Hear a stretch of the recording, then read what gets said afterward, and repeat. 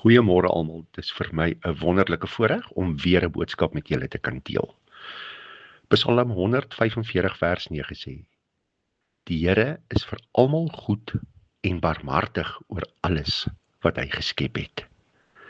Hierdie gedeelte praat oor God is goed en hy bly getrou. Ja, God se goedheid gee vir ons lig in ons donkerste ure. Sy trou dra ons deur elke seisoen van ons lewens. En elke nuwe dag is 'n geskenk van sy genade af. Mens, die Here is besig om iets nuuts te maak en jy is deel van daardie wonder. Ja, die troue liefde van die Here vergaan nooit nie. Sy ontferming hou nooit op nie. Elke oggend is dit nuut. En daarvoor kan ons net dankie sê. Kom ons bid saam.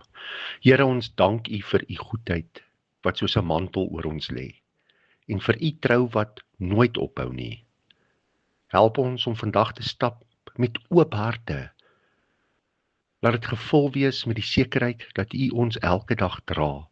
Vul ons met U liefde, sodat ander deur ons U trou kan ervaar. Amen. Baie dankie dat jy tyd gemaak het om hierna te luister. Onthou, jy is 'n great blessing.